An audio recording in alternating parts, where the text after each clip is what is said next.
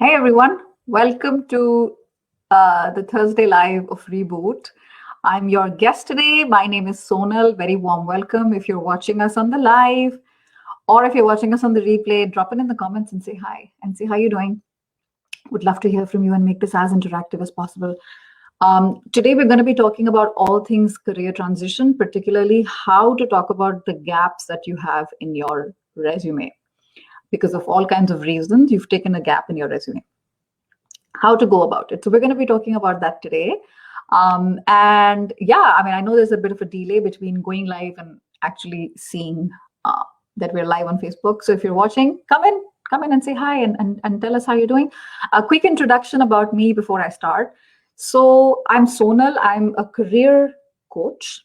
I live in Belgium. I'm from India, born and brought up in India, and done all sorts of different interesting things in my corporate life. And I left India in 2005, and I've had gaps in my career. So a lot of my tips and strategies are going to be directly from my own work experience. So this is not theory. This is coming from real life trials and testing and seeing what works and what doesn't work. Hi, Mahima. Good to see you here live. So I have a background in human resources and spent quite some time in HR in New Delhi. I was in GE Capital and then moved to South America, where I was in Uruguay and Chile, really far away, completely the other end of the world. And I was doing interesting things in PwC, and I was working in a 100% Spanish-speaking environment. So that was a very interesting career change because of marriage. So Anupama, we talked about the 3 M's when it comes to our gaps in our career: marriage, mobility, maternity. I've been through all 3. So this should be an interesting session. So yeah, so quickly, after South America, came to Europe to study, and then came to Belgium to work, and I've been here since then. So interesting career so far. And let's get started, because I know there's going to be hopefully some questions as well related to our gaps in our career. So what I'm going to do is I've made a presentation, and I'd love to share my screen with you so that you can follow along with me in terms of what we're talking about related to career gaps. Just one second. Something has happened. Okay, you can see me because it says StreamYard not responding. Good Lord, what's happened here? Can you hear me? Yes, I can hear you. Okay, I seem to have a problem, Rucha, because my screen is completely blanked out. So can you see me moving and stuff like that? Okay, it says StreamYard is not responding. I apologize. I don't know why it's happened. But if you can hear me, then let's get going. I don't need to use the presentation if I don't have to. We can hear you fine. You can hear me fine and see me fine. Okay, I have a completely frozen screen, and it says that thing is not responding. I don't know what happened, but I'm going to ignore that. It's weird. Hopefully I won't disappear. Perfect. So let's talk about career gaps and how we can get back on track on our career. So I want to quickly start with the definition. What is a career gap? The simple explanation: what is a career gap? A career gap is basically a pause or a break when you are not gainfully employed. What does that mean? It's that period when you're not earning money. So if you started a business, if you were freelancing, if you're doing a project, if you were doing consulting, that's not a career gap. So I want to be very clear on that. Then we have roughly 6 types of career gaps, which a lot of you will be familiar with. The first type of career gap is a gap that you have taken, a pause that you've taken because of family reasons. And that can mean you've just had children, or, it's not only children, because family reasons can mean many things. Family reasons can also be you were taking care of a sick relative, right? The second type of career gap is, speaking of sick, is when you yourself had a health challenge, right? You had an issue and you took some time to recover. So that's a very strong reason for having a gap in your career. The third reason when you have a gap in your career is when you lost your job. You were working, you were happy, but then something happened and then they were cutting positions across the board, and that's what happened with you. And that's very common now in the world of COVID. It's even more common, right? Not just in India, but around the world. The fourth type of gap we have typically is when we have taken some time to prepare for a test, a big test, like I'm thinking CAT, GMAT, medical entrance exam, law entrance. You know what I mean? So in that period of time, you took a break. Yeah, that's a gap in your career. You took it for learning purposes, to study, training and entrance tests. The fifth type of gap is when you followed your spouse. Since we're in a group which is women, so it means you followed your husband because his job took him to this city or this country. And during that period of time, you could not find work. And the last career gap is when you take some time off to travel, which sounds like a luxury right now, but it does happen in many countries where you say, I'm going to take a gap and I'm going to travel around this part of the world for 12 months, 18 months. It does sound like a luxury, but people do it, particularly the newer generation. Okay. Any questions so far? All good? Ruchak, you can put it in the comments if you can still hear me, because my screen is still we are able to hear you, Sonal. Fine. I'll okay. put the question Thank as you. and then. I'm because my screen is completely frozen and I'm like, So Yeah. I want to talk about what is the real reason. Now I'm going to talk about a few more things. I'm going to talk about, we just talked about 6 types of gaps, right? Now I want to talk about the following things. I'm going to tell you why is it that recruiters and hiring managers hesitate when they see someone with a gap in their resume. Then we're going to cover some specific actionable tips and strategies that you can actually go and apply when it comes to your resume and your interview. I also want to talk about some mistakes we have all made, we still make, when it comes to how we think about or how do we address the gaps in our CV. And yeah, so that's it. That's what I'm going to be sharing with you. So what is the real reason recruiters are hesitating when it comes to your gaps on your CV? It's really not that complicated. Imagine you're hiring. You yourself put yourself in their shoes, right? They're not always the enemy. They need someone who's qualified, and they have a bunch of CVs in front of them. And there's 9 out of 10, or I don't know, 3 out of 100 look qualified. 3 out of 100. They see these 3. Oh, for real, let's call them for the interview. One of them actually had a break, and you don't really know what happened in that break. So what are you going to do? You're going to put it to the side. You say, I have to speak to this person. I'll get back to them. So it's a question of convenience. They don't always do that because the other 2 are, they look more suitable. Is that fair? No, it's not fair. But this is the real world. Life isn't fair. Then another problem is there's something called the vicious circle of unemployment. What does that mean? The longer you are unemployed, the more unemployable you appear. Yeah, it's normal, right? The longer you are unemployed, it looks like, I'm not sure I want to hire this person. Again, is it fair? No, but this is the way the perception is. And the other perception is related to risk or fear. This person took a break in 2017 for 3 years. Okay, we understand the reason. What if they do it again? What if they do it again? So it's a fear of the unknown. And the final reason why recruiters hesitate is they have this perception of diminished skills, which is possible, by the way, when you've been, and I've had gaps in my career myself, for a certain period of time, you feel your brain is not energized. It's not activated as much as it is when it's in a working environment. If you're surrounded by diapers and laundry, it's a very different mindset. And it does happen unless you make a very intentional and a very conscious effort. So those are the reasons why typically you will see, that there is a gap. There is a hesitation by people who are who have a gap on their CV. Any questions so far? Feel free to put it in the chat because I do see the chat. Now let's talk about I'm going to have a sip of my chai. Cheers. I'm going to share with you 5 tips that have personally helped me as well. And the 5 tips are in the form of an acronym, an acronym. So 5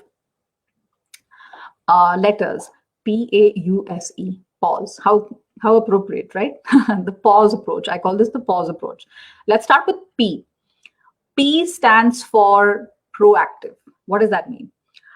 Proactively spell it out in your CV that there is a gap, which means let it not be mysterious. I'm not a huge fan of it. This is my advice. I'm not a huge fan of hiding something, because if I'm hiding it, I feel like I'm ashamed of it, and there's nothing to be ashamed of.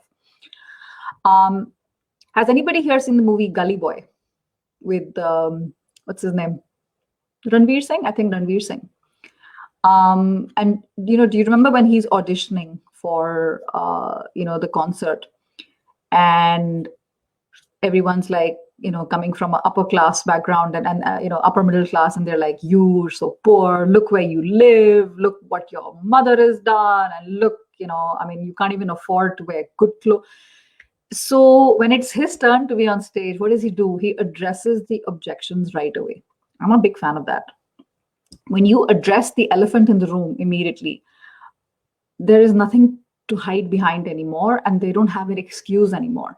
So do that if you can. Proactively write it in your CV so that there is no like, what did this person do from 2017 to 2021? Like, it's not clear to me. Let it be clear. So in that time, and I have some examples that I can share. How's my screen looking? It's still frozen. So I have a couple of examples that I can talk about. The first example is, let's say you followed your husband, right? So this period, let's say, for example, 2013 to 2018. You can say career pause. Just use the word career pause and then say establishment of a home in several, if you were abroad, for example, in several overseas destinations or, in several cities, while maintaining a strong family foundation to raise 2 children. You've been doing something. You've not been sitting on your bum and playing cards or watching Netflix or Amazon Prime. Okay? So talk about it, spell it out, and be proactive. I'll give you another example. What can you say, for example, if you had family reasons? So you can say, for example, 2016 or 2016 to 2018, in that part in your CV, career pause. Write the word career pause. And then below it, brought life into the world.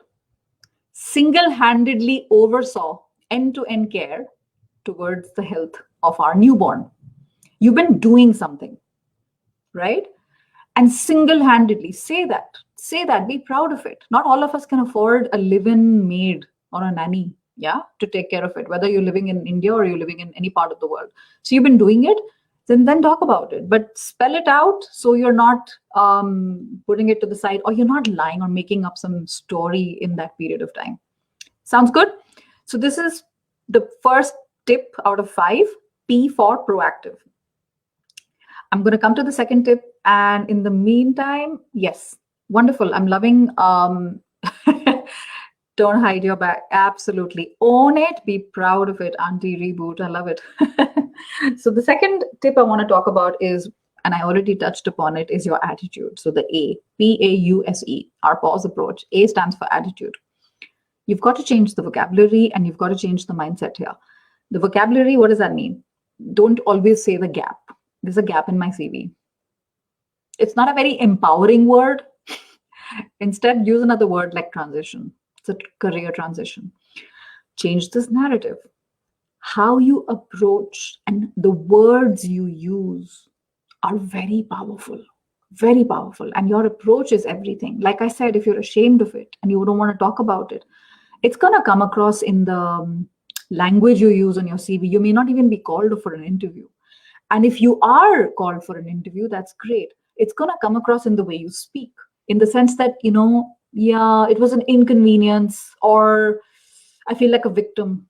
Why did this have to happen to me? My in-laws, nobody helped me. You know what I mean? If you're like coming across as a complainer, and that victim mindset, it shows. So just be, it depends on you. And I'm going to come to this one in a second, regarding your attitude. It's really the foundation for me. We can talk about technical tips, we can talk about great things you can do, but attitude is it's the foundation of your building. And if it's weak and you lose faith in yourself all the time, the other stuff doesn't matter as much, you know. And absolutely, the words we use define how we see ourselves. This sounds a bit philosophical, but it's actually very, very strategic because it changes the game completely. Then the next tip, which is PAUSE, U is upgrade. Now, everybody will say, what did you do during lockdown? What did you do during your career break? And break, by the way, I find that word very insulting. You're not taking a break if you've been doing things, right? Break for me sounds like, sitting in Goa with my margarita, or, just enjoying the sunshine. That's a break. It's not a break if you've taken a time off to do other things. Remember, words have power. So U stands for upgrade. Upgrade can also, upgrade can be two things. Upgrade can also be, upgrade can be technical things, right? You took up a course on Udemy, online, you did some classes, you attended a master class, you did a master's in education, something you did, yeah? You furthered your education. That is fantastic. Good for you. Congratulations. However, I want those women to listen who have not done that. And I don't want you to feel ashamed of it. And I don't want you to think that just because those people have done those type of courses, they are better than you. It's not true. Yes, of course it helps you. I'm not going to lie, but it's not the be all and end all. Remember the life skills that you have learned by being in a career transition. Maybe you have become more organized. Maybe you have become better at time management. I remember very well, when I was in my break, I wanted my next position to be a senior position. I wasn't getting opportunities. I did find an opportunity as an HR director, and it was a really nice bump in salary. How did I do it? I'm not that much clever than you. I can tell you that. I'm not that much talented. I knew that I had to approach it in a different way. And I talked about the gap that I had in my career. I talked about the transition period and all the things that I learned. Specifically time management and all the things I wanted to get done, after the kids were in bed, or patience, or being organized. My goodness, when you have children, you've got to be organized. Otherwise, the day gets ahead of you, you don't have control over time. So there are different type of life skills you can talk about. Problem solving. Yeah, I had so many issues. So many things happened, and give examples, give stories. Talk about quarantine, how hard it's been, and how you've been holding the fort. You are the glue of the family.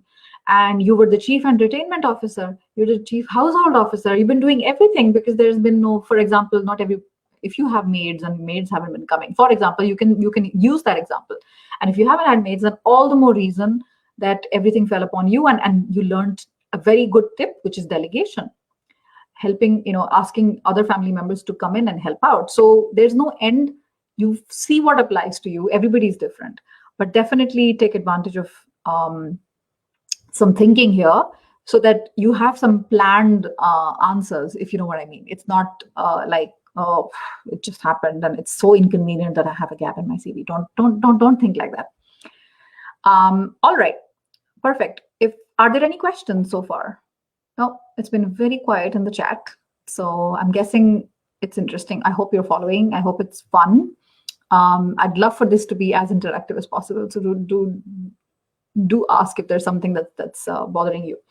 The S in the tips, the fourth tip is S. Remember we said pause if you're joining us late. PAUSE. Proactive, attitude, upgrade. The S is steering the conversation. What does that mean? You are in the driver's seat. If you don't know how to drive, forget it. I said, just you are in the driver's seat. It doesn't matter whether you're driving or not. You're in the driver's seat of your career. You are in the driver's seat of the conversations you have about your career. Anytime the conversation looks like it's going in a direction that is not helpful to you, you're going down a rabbit hole, and then you're like, oh my God, what am I saying? Like, this is not helping me. I'm suddenly talking about my children and their sickness and relative. What does it have to do with the job? Nothing. Focus. Speak about your previous experiences and how they apply to this experience today that you want to apply, a job that you want to apply to. Focus on how You can help this company to save money, make money, or save time. That's it. Save money, make money, save time. That is the narrative. You are the right person. You are able to solve that problem. Focus on the problem that you're going to solve. Don't focus on you, and all your problems. Nobody likes that. Nobody wants to listen to a person like that. So steer it. Anytime you feel like the conversation is going down this horrible downward spiral, doesn't matter. You're in charge. Steer it back in the direction that you want. Make sense? Cool. The last thing I want to say in the tips is edge. You have an edge, which I know many people find counterintuitive. Yes, you have an edge. You have an edge compared to other candidates who've not had gaps in their career. How does that make any sense? Give me a moment. Let me explain. Do you remember, if you ever did this in college, or if you've worked before, the SWOT analysis, SWOT? What is the SWOT analysis? Strengths, weaknesses, opportunities, threats, right? If you've ever done project management, you know this. What are your strengths? You have your strengths like everyone else, but you have other strengths. What? You are more hungry. You are more hungry to get back to work than anybody else. Yeah, it's very simple. If you put some food in front of me and I just had food, if I've just eaten 2 hours ago, and if you put food in front of somebody who hasn't eaten for 4 days, who do you think is more hungry? It's obvious. You're more hungry. You want to get back to work. You have all the ammunition. You have all the excitement to do that. You're hungry. You're also more selective right now.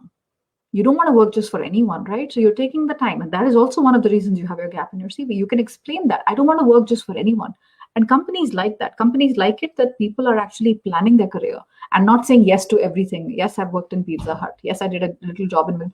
Nobody like, okay, but I'm also focused on, this is my area of interest, and I'm being selective about it. And you've had certain learnings. Remember, we talked about life learnings. You have certain learnings by being on a career journey, by being on a gap, during a career pause, that other people have not had.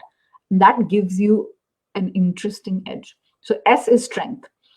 Now, what is the weakness? The perceived weakness is that you have a gap in your career, obviously. Now, what is the threat? SWOT, remember? Strengths, weaknesses, opportunity, threat. What is the threat? The threat is, what if you do this again? What if you go on a break again? What is the answer to that? You've got to make it now, the threat of that, the risk of that career pause coming back, you've got to make it irrelevant, meaning it's done. It's in the past. And use past tense. When you speak, use "Haan, wo ho gaya." It's done. Put it behind you so that there is no risk, that perceived risk that it might happen again. And finally, this is my favorite part of this entire presentation today. It's an opportunity. What does it mean? This is an opportunity for you to show you're better than everyone else. Why? Not only are you willing, like you're willing, you're hungry, you want to do it. Not only are you competent, because you know how to do your job. You know a lot of stuff that you've done before. Not only are you willing, not only are you competent, but also you are readily available. A lot of people have notice period. You don't have a notice period. You can say, I can start tomorrow. And that is a very attractive quality in a candidate. Make sense? This is the pause approach. PAUSE. Quick recap. P stands for proactive. Don't hide that you've got gaps in your CV. Be proud of it. Own it. It's like that Amy Cuddy, that power pose. Be proud that you've done it. And now you're looking to get back to work. If you're going to hide behind it, or if you're going to be ashamed of it or feel a victim of it, it's going to come across and you're not going to get what you want. So that's in nobody's interest, right? A is all about your attitude. So in P, we talked about certain language that you can use to express what you've been doing during this time. A, it comes down to your attitude. And again, I'm reiterating it so many times. Own it, be proud of it. And I don't know, I feel like I was never ashamed of it. When I met with the people during interviews, I never expressed it in a way that, yeah, I haven't worked for 2.5 years. We expanded the family. Yeah, but you just did a very expensive MBA. Yes. Yeah. I wasn't like, oh, they're going to reject me. You know what I mean? Like even your body just kind of cowers in and then you're like, no. So just everything comes across in the perception. So attitude is everything. Like we said, it's the foundation. So P is proactive. A is attitude. U is upgrade. Upgrade your technical skills. If you want to do something in marketing, upgrade those skills. Learn something. Volunteer somewhere so that you have marketing skills. Yes, the technical, yes, but also you've had an upgrade of life skills. So be proud of it, own it, and share it with the world. S is steering the conversation towards what matters, and that is how you can help this company specifically in solving their problems and not other things which are irrelevant, which are taking up space in your head, but also space in a conversation. And E is edge, how you have an edge. Remember that. And this hopefully reiterates the fact that you have an edge over other candidates, even though you may think you're at a disadvantage. No, you have an edge over other candidates. Think about the SWOT analysis that we talked about: strengths, weaknesses, opportunities, threats. And with that, you should be on your way. I'm going to end, but I'm going to see if there's any questions. There's a question here from Kritika. I'm just coming to you, Kritika, and I'm going to end by saying a couple of things. A few common mistakes that I see people making when it comes to addressing their gap in their career is saying too much or saying too little. That's a problem. Saying too little is like, so during this period, it hasn't been mentioned. For example, Kritika, it hasn't been mentioned. What have you been doing? Yeah, it's actually personal. I'd rather not talk about it. Shows that you have something to hide. Weird. Too little. Too much is going into specifics about exactly details that you were doing, and that'll go take you down a rabbit hole. So don't be mindful of that. Just say enough, which addresses it to the other person, but you're not exposing yourself in many ways.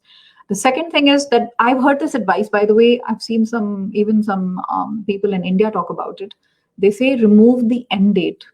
Let's say you're working in a company from, for example, 2018 till March 2020, which is when a lot of people lost their jobs. Some people say don't write March 2020. Just show it. Let it show that you're still working. I personally am not a fan of that because it's misleading. You're coming across it's almost like you're lying, and that's the next step. Don't lie. Don't write that you've been doing something. Make up a company helping your brother in his company. If you've not done it, don't do it, please. You don't want to start any relationship with dishonesty.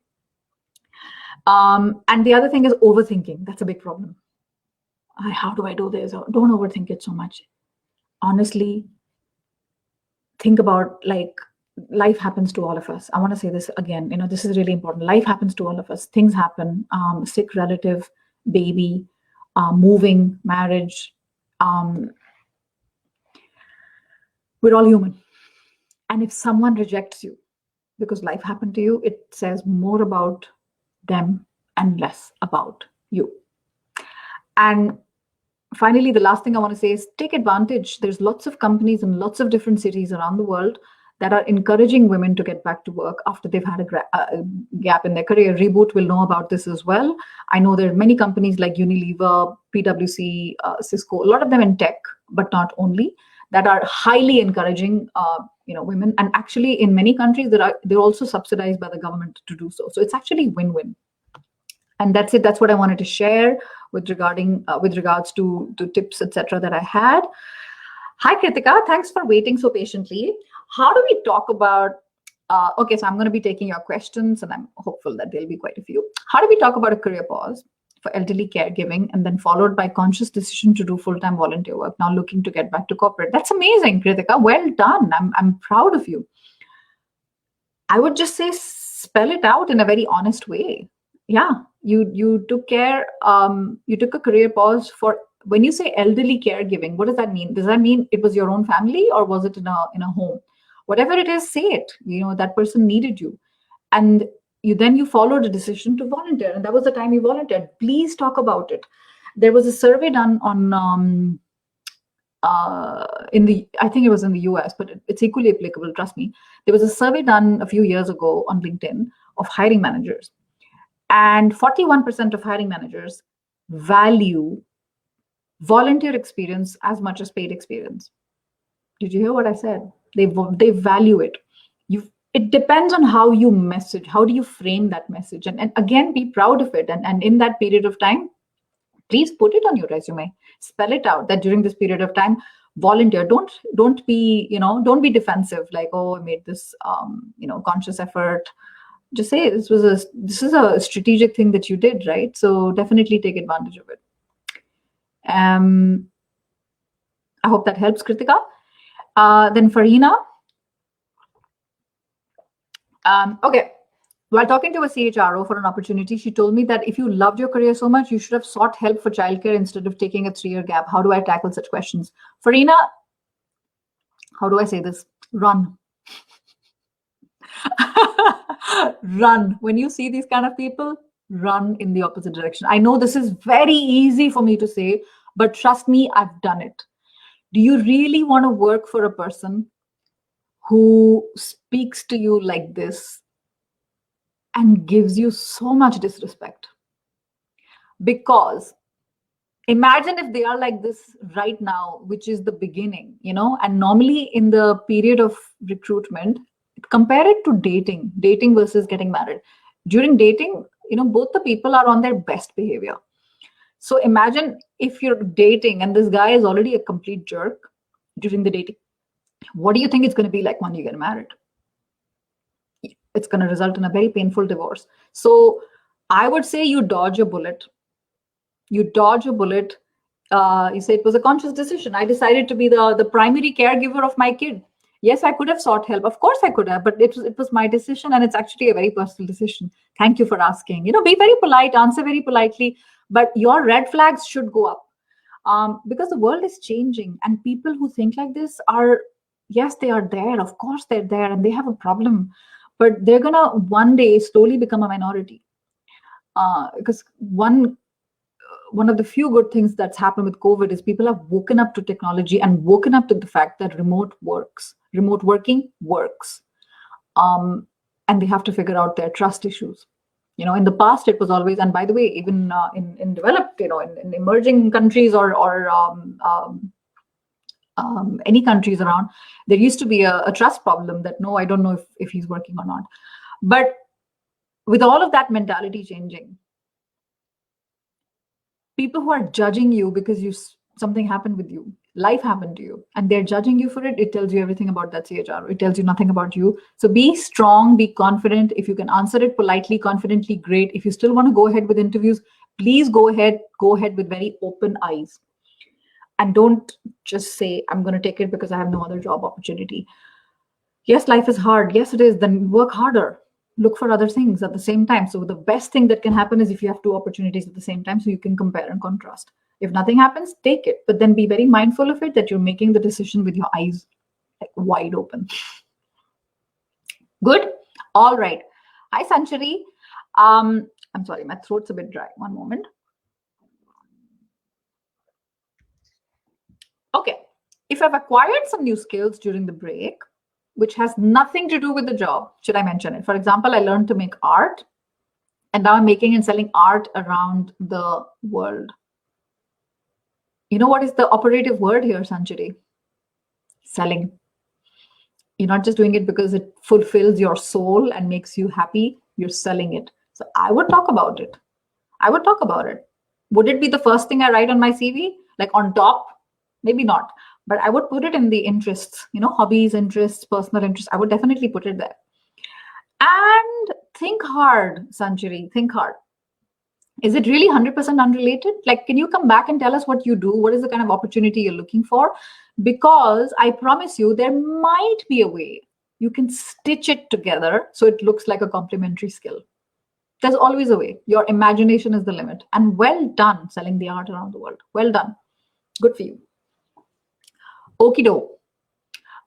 Yes, we had this question and I was coming up to that. I had that written down as well. So how do I pitch a gap because of entrepreneurship? COVID has slowed my business of 10 years. So how do I pitch a gap because of entrepreneurship? You're not pitching a gap, right? Firstly, the question, the person who's written this question, think about the question you're asking. Are you pitching the gap? Are you pitching the business? Are you pitching for a job? Do you know what I mean? I'm not 100% clear on the question. So you've been a small business owner, correct? And COVID has slowed down your business of the last 10 years. It slowed down in this year. Welcome to the club. There are very few businesses out there that actually prospered. Most businesses suffered. So if your question is that, because this is not a gap, remember we said in the beginning, what is a gap, what is not a gap? This is not a gap. If you've been working in a business and it's slowed down, explain what it slowed down. What did you learn from it? And now if you're looking for a job, look specifically at the transferable skills that you have from having a business and how they can be applicable to a job. Does that make sense?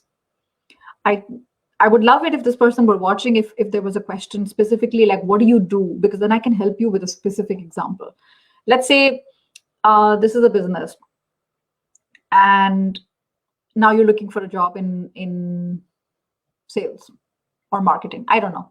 Specifically, talk about what you learned about sales and marketing in these businesses. Have a few stories. Have 3 stories crafted on, the PAR approach. PAR: problem, action, result. What are some of the problems you had? And you can do that in this job, right? So it's always about how you address it and you stitch it together so that there's a method. There's a method to the madness. There's a reason why it happened, and hopefully that helps you as well. But the fact that you were doing a business for 10 years and then business slowed down, that's not a gap in your entrepreneurship. You're still a business owner as far as I can tell. Ooh, loving the questions here. Rucha, I'm just gonna come back 1 second to Sanchari because I had asked a follow-up question. Sanchari says, I'm in digital marketing and I've been working with agencies in media planning. I love it. Digital marketing always needs the visual element, Sanchari. You always need that sort of graphic visual person who can, who has creativity. So use those things, talk about creativity. And art, hello, that's one of the most creative things in the world. Art, it's a work of art. And you create something out of nothing. And digital marketing as well, you create something out of nothing. It's thin air, it's a service. So stitch it together. I don't think it's completely unrelated, particularly if you've been selling it. Okay, back to the question. Farina, I'm so happy that you're actually happy that you didn't get through. You did dodge a bullet. Trust me, my friend. Okay. Hi, Lola. I love your name. There's a book, Lola and I forget. Oh, it's been a while. When my kids were little, she's a character in books and she's always got an attitude. I absolutely love her. Can you share examples of how to articulate the evolution of our personality and life skills that we've acquired during this pause and how we transfer to the job we're applying for? Yeah, Lola, so I highly suggest, it may be possible that you came in late. Highly suggest go back and watch the replay because you'll definitely hear me talk about specific examples that I shared there when it comes to organization skills, time management. The sky's the limit. Think about a few, make a list of some things that you've learned. I don't want to tell you that because I don't want to feed that to you because it's very personal, right? Lola, you're unique and you've done things in a certain way. Put it down in a list. Look at the job. This is a great question, actually. Put down all the things that you've learned, technical, life skills, everything, okay? Put it in one column. Then look at the jobs that you're looking for, right? Look at them. Find them on Indeed, Monster, Naukri.com, Google, whatever, LinkedIn. Find a couple of them and put the job description on the other column. And then, they always have that section in terms of who's their ideal candidate, what are they looking for? See where you are today with the skills that you have and how they can be related to what those people are looking for. Those are called transferable skills, and you're mapping your transferable skills. It's not a complicated exercise. Trust me, it works really well with pen and paper. It's going to help you to think. And yes, it's a great point about evolution because we don't ever stay the same. If we're not evolving, we're not growing, it means we're not moving. We're sitting still in one place. And that is not a way to grow. So definitely go back and watch the replay as well. Just, I think it might help you overall anyway. So I hope that helps. Anything else? Rucha? Shilpa. Hi, Shilpa. I have a pharma brand management experience of 8 years. Fantastic. Your pharma is hot right now. After that, for kids care, took a break and started preschool and daycare. Started a preschool and daycare. Wonderful. Now I want to get back in project management. How can I put my experience and put this on my resume? Same thing. First of all, it's wonderful that you were so entrepreneurial, you were so resourceful, and you actually did something, right? So, talk about all the things that you learned by running a business. Remember, preschool and daycare is a business. It's an unmet business need because of what do people do today in places like India? If you want to work full time as a woman, there's a live in maid who takes care of children. It's convenient, but it's expensive. It's not for everyone. And you met a need and you talk about this. It shows your creativity and your resourcefulness, right? So you ran a business. What did you learn about when you ran a business? It was a project, Shilpa. Running a business like a daycare is project management. All the project management methodology, because you said brand management earlier, so I'm not entirely sure. Brand management, project management. Okay, let's assume that your brand management was also like related to projects. You had a project, and in that period, you had to activate a brand, for example, right? Okay, so there, talk about project management methodologies that you actually used when you were running a daycare and you were running a preschool. Things must have, pardon my language, I'm sure the shit hit the fan lots of times. Things happen. Somebody's crying, somebody's nose is running, there's an illness, somebody's, 100 things, that suppliers, food didn't come. How did you handle all of this crisis management? There's so many ways you can go about it. Your imagination is the limit. So please think about it once, put it down and map it to what companies are looking for. Remember, you're not doing this in isolation. Please, ladies, I want to say this again and again. You don't want to just say about what you did, what you learned, because otherwise, you know what I mean? It's like you're too internal focused. You've got to translate it to what companies are looking for and how you meet that. That's the message that maps it together. Yeah.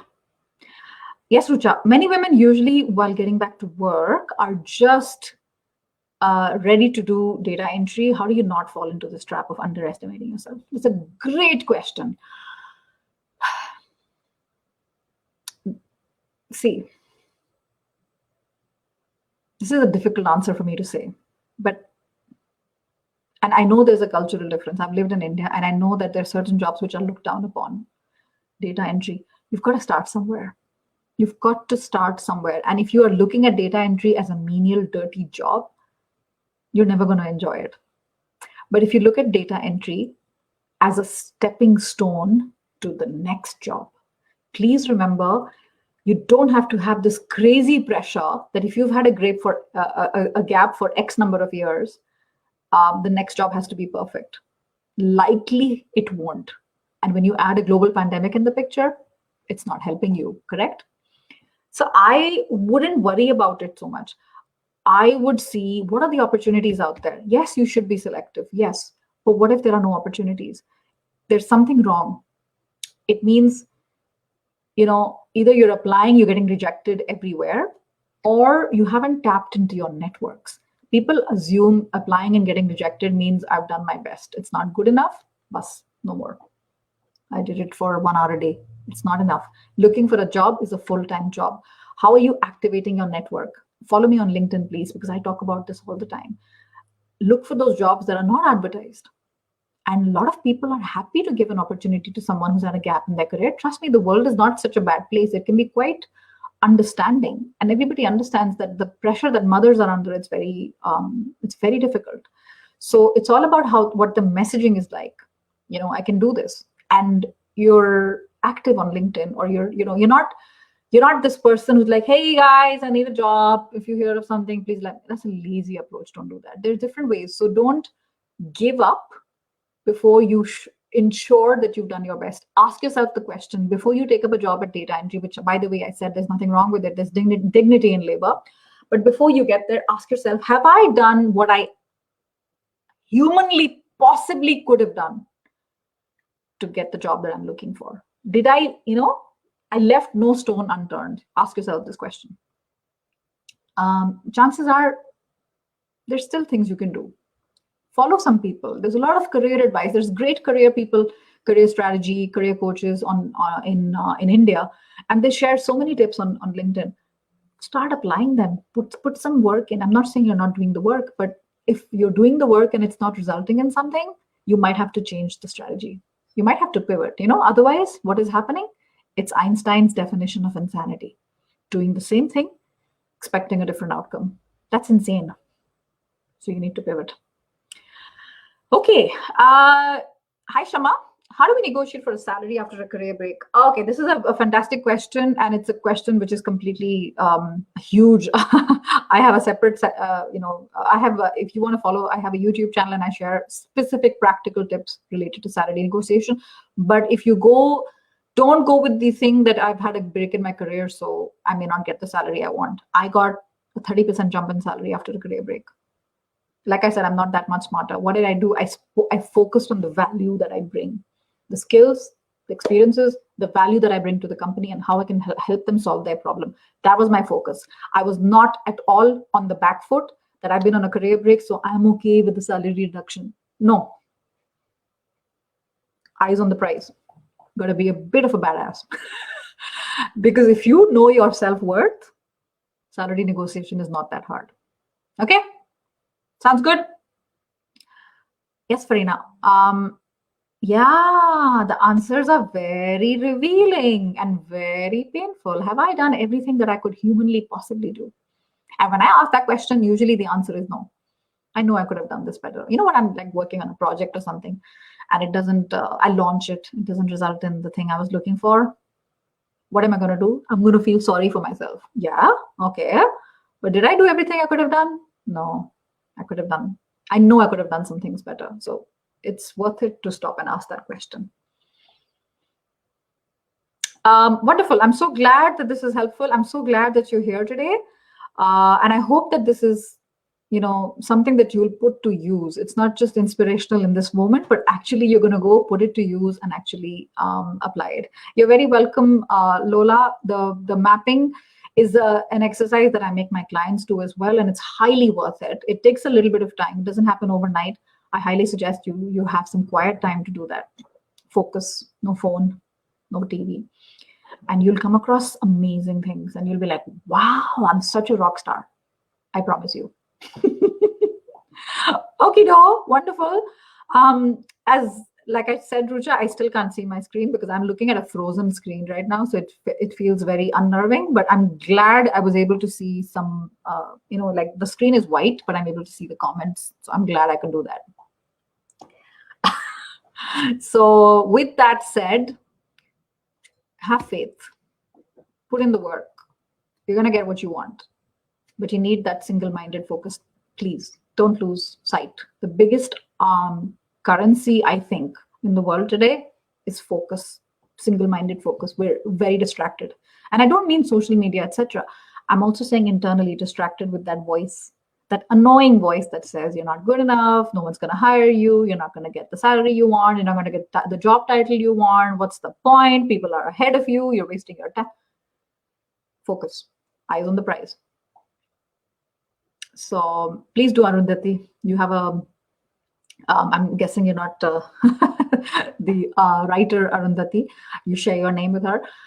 All right. Wonderful to have you guys here. And I highly recommend that you follow me on LinkedIn. If you want to know more, my website is called superchargeyourself.com. And all my social links are there. I'm on Facebook, Instagram, Twitter, but I'm most active on LinkedIn. So I highly suggest you follow me there. I also go live once a week, specifically on job career related topics. So I'll be very happy next time when I'm live. It's 2 p.m. Belgium. So that's 6:30 p.m. India every single Friday. And if you're there, come in and say hi in the comments and say, I saw you on the Reboot session. So I'll give you some extra love in that session. Wonderful. Take care, everyone. It was good fun to share, and I hope you go and apply some of these tips and strategies in your career. Wish you lots and lots of success.